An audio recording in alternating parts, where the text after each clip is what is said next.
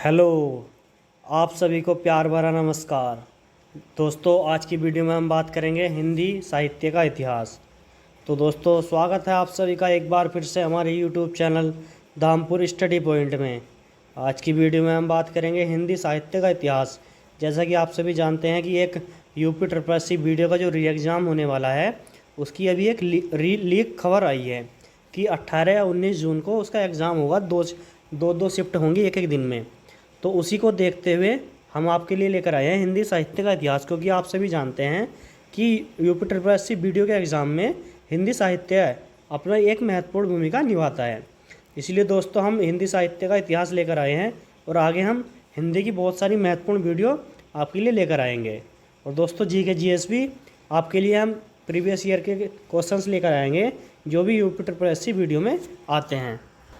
तो दोस्तों, वीडियो को अंत तक ज़रूर देखें ताकि आपको समझ में आ जाए कि हिंदी साहित्य का इतिहास क्या है, कि हिंदी कैसे कैसे हमारी जन्मी है, हिंदी को पढ़ाने के तरीके क्या हैं, उसमें कैसे कैसी भाषाएं हैं। ये सभी हम हिंदी का जो साहित्य है उस कौन कौन से मेन कवि हैं, कौन प्रमुख कवि हैं, इन सारी की चर्चा हम अभी वीडियो में करने वाले हैं। तो दोस्तों, अंत तक जुड़े रहें और अगर आपको वीडियो पसंद आए तो वीडियो को लाइक और शेयर करना ना भूलें। तो दोस्तों, अगर आप अभी तक हमारे चैनल पर नए हो तो चैनल को सब्सक्राइब करना ना भूलें और बेल आइकन दबा दें, जिससे कि आपको ये सारी अपडेट्स समय से पहले मिलती रहें। तो चलते हैं आगे की ओर। तो दोस्तों, आपके लिए एक मोटिवेशनल क्वेट्स है जिससे कि आपके अंदर जोश बढ़ जाए और आप अपने एग्ज़ाम्स के प्रति एक सच्ची श्रद्धा रखें और उसके प्रति जो है ना दृढ़ निश्चय बना लें कि हमको एग्ज़ाम निकालना ही है। तो दोस्तों, संघर्षों की समर भूमि में हमसे पूछो हम कैसे हैं, कि संघर्षों की समर भूमि में हमसे पूछो हम कैसे हैं, काल चक्र के चक्रव्यूह में हम भी अभिमन्यु जैसे हैं। तो दोस्तों, आगे क्या होगा इसकी चिंता बिल्कुल नहीं करनी है। आपको अपनी तैयारी लगातार बनाए रखनी है। आप अगर दृढ़ निश्चय के साथ तैयारी करते रहेंगे तो आपको सफल होने से कोई नहीं रोक सकता। ठीक है दोस्तों, तो चलते हैं हम हिंदी साहित्य के इतिहास पर। हिंदी साहित्य की व्युत्पत्ति एवं अर्थ, यानी कि हिंदी जो साहित्य है, जो इतिहास है, इसका जन्म कैसे हुआ। व्युत्पत्ति का मतलब होता है जन्म और अर्थ का मतलब इसका अर्थ क्या है। तो इतिहास जानते हैं पहले। तो इतिहास जो है दोस्तों, वो इति प्लस हास के योग से बना है। इति का अर्थ होता है समाप्त, है का अर्थ होता है दोस्तों, अगर हास को भी हम संधि विच्छेद कर लें तो उसमें है प्लस अस होगा।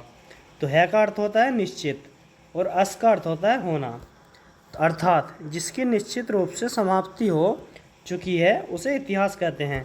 तो आपने ही देखा होगा, जैसे कोई हमारे हिस्ट्री सब्जेक्ट है जो इतिहास, उसमें हम सभी पुरानी घटनाओं की चर्चा करते हैं, यानी कि वो पहले ही समाप्त हो चुका है, तो उसको बोलते हैं इतिहास। आगे चलते हैं। इतिहास की परिभाषाएँ।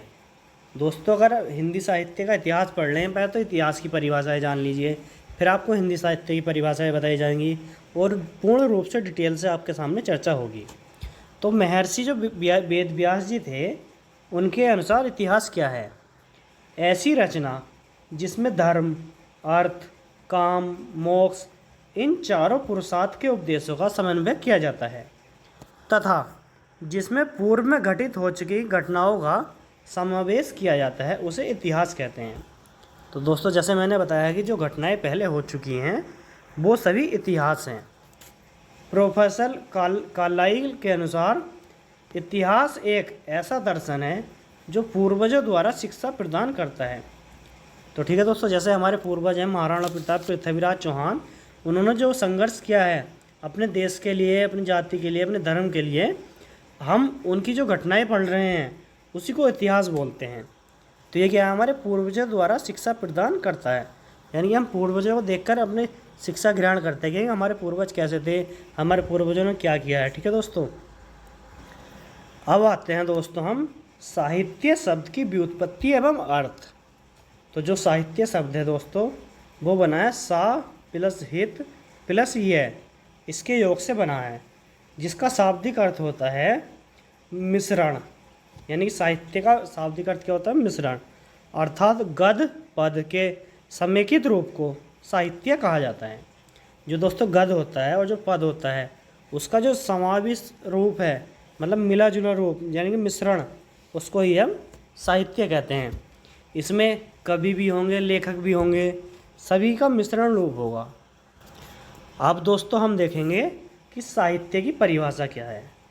शब्दकोश के अनुसार साहित्य की परिभाषा किसी भी व्यक्ति के सामाजिक एवं सांस्कृतिक जीवन का विश्लेषण करना ही साहित्य कहलाता है। यानी कि विश्लेषण करना ही साहित्य कहलाता है। ये विशेषण नहीं है, यह है विश्लेषण। तो किसी भी व्यक्ति के सामाजिक सांस्कृतिक जीवन का विश्लेषण करना, यानी कि कोई व्यक्ति है, उसने कोई पुस्तक लिखी, उसने कुछ भी कार्य किया, अगर हम उसके बारे में चर्चा कर रहे हैं तो हम उसका जो है ना साहित्य निकाल रहे हैं। दोस्तों हिंदी के प्रसिद्ध कवि हैं आचार्य रामचंद्र शुक्ल जी। इनके अनुसार साहित्य की परिभाषा क्या है?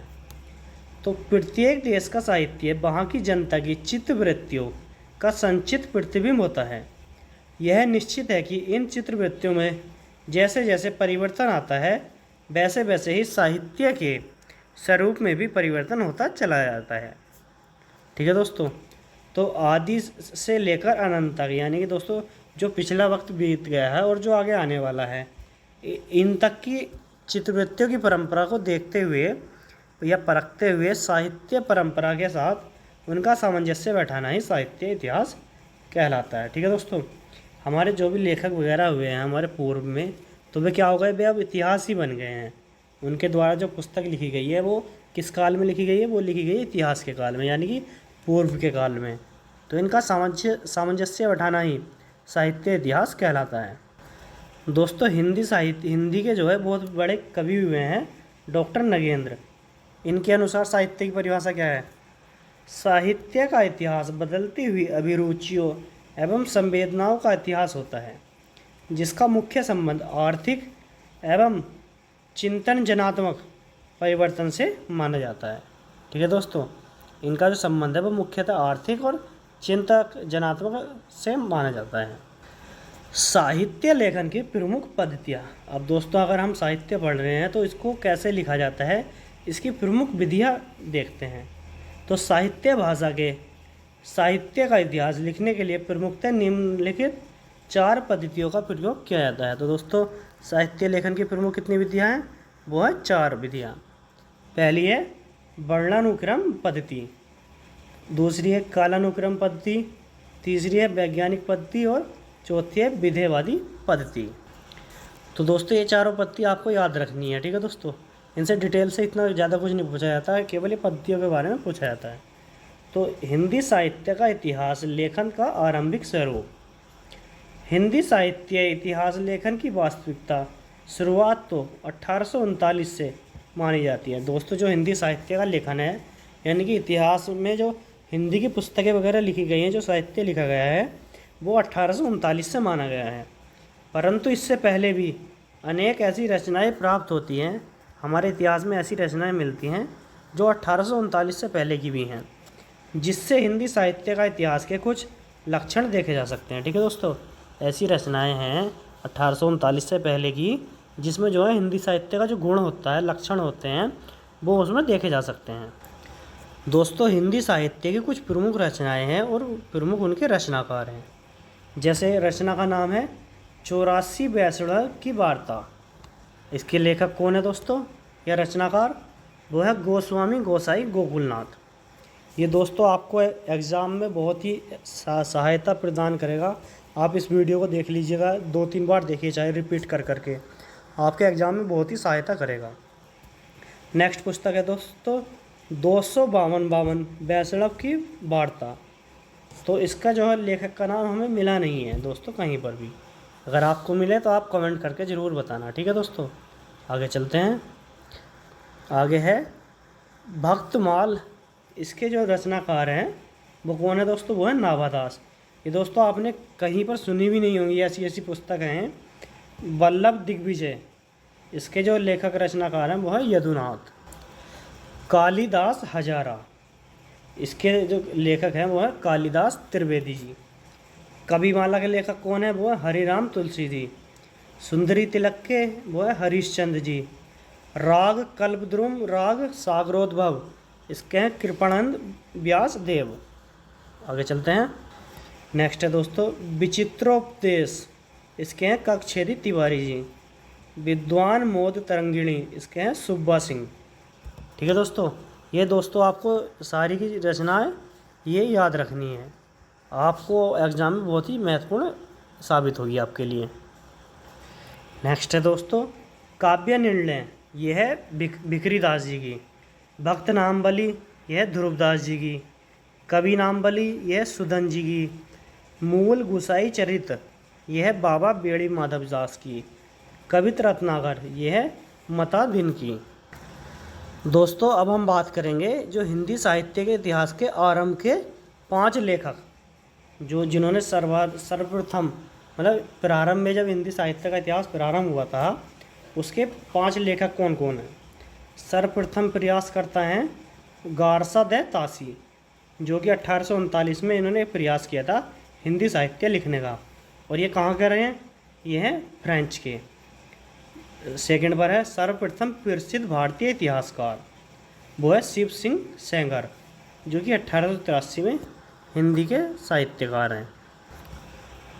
तीसरे नंबर पर है दोस्तों सच्चे अर्थों में सर्वप्रथम इतिहासकार कौन है, वो है जॉर्ज गियर्सन। ये 1888 में आए थे और ये थे अंग्रेजी के। सर्वप्रथम परंपरागत इतिहासकार तो वे थे मिश्र बंधु, जो कि 1913 में आए थे और हिंदी के साहित्यकार थे। सच्चे अर्थों में सर्वप्रथम परंपरागत इतिहासकार कौन है दोस्तों, वो हैं आचार्य रामचंद्र शुक्ल, जो कि 1929 में थे। ठीक है दोस्तों, तो आगे चलते हैं। तो दोस्तों आपके सामने 2-4 ऐसे क्वेश्चंस हैं जो कि उसमें आए गए हैं पिछले वर्षों में, और कैसे पूछे जाते हैं ये आपको पता भी चल जाएगा। जैसे कि हिंदी साहित्य को कितने काल में बांटा गया है, तो इसका उत्तर क्या है दोस्तों, हिंदी साहित्य इतिहास के काल विभाजन का प्रयास करने वाले प्रथम विद्वान जो थे वो थे जॉर्ज गियर्सन। इन्होंने संपूर्ण हिंदी साहित्य को 12 कालखंडों में विभाजित किया है। ठीक है दोस्तों, अब कालखंड आपको याद नहीं करने हैं क्योंकि वो इतने महत्वपूर्ण नहीं है, केवल ये पूछा जाता है कि कितने कालखंडों में विभाजित किया है और किसने किया है। ठीक है दोस्तों, तो वो किया है जॉर्ज गियर्सन ने, और 12 कालखंडों में। नेक्स्ट क्वेश्चन है दोस्तों हिंदी साहित्य के इतिहास का प्रथम लेखक कौन है, तो दोस्तों वो है आचार्य रामचंद्र शुक्ल जी, जिन्होंने 1929 में अपना पहला प्रयास किया था। तो दोस्तों thanks for watching, like share and subscribe our channel. दोस्तों अगर आपको वीडियो पसंद आई हो तो वीडियो को लाइक करें, शेयर करें अपने मित्रों के साथ, मित्रियों के साथ, संबंधियों के साथ, और चैनल को सब्सक्राइब करना ना भूलें। दोस्तों ये क्लास जो थी वो थी यूपी ट्रिपल वीडियो के लिए, जो कि 2018 का री एग्ज़ाम 18 और 19 जून को होने वाला एक्सपेक्टेड डेट है। ठीक है दोस्तों, आगे चलते हैं। तो दोस्तों subscribe our YouTube channel Dhampur study point. अगर आपको कोई भी मोबाइल मिले, किसी का भी दोस्त का, पड़ोसी का, मित्री का, मित्रों का, तो आप उसके यूट्यूब पर जाएं और सर्च करें धामपुर स्टडी पॉइंट। और अगर आपको हमारे चैनल से किसी प्रकार की कोई समस्या हो, कोई डाउट हो, कोई हेल्प लेनी हो, तो कांटेक्ट करें 9058328987 एनी टाइम 24 आवर्स। ठीक है दोस्तों, और हमारे चैनल से जुड़े रहिए, हमारे परिवार को बढ़ाते रहिए। आप भी हमारे परिवार का हिस्सा हैं, तो अटूट विश्वास बनाए रखें हम पर, हम आपको कंटेंट बेहतर देंगे। तो दोस्तों आज की वीडियो में इतना ही था। जय हिंद, जय भारत, वंदे मातरम।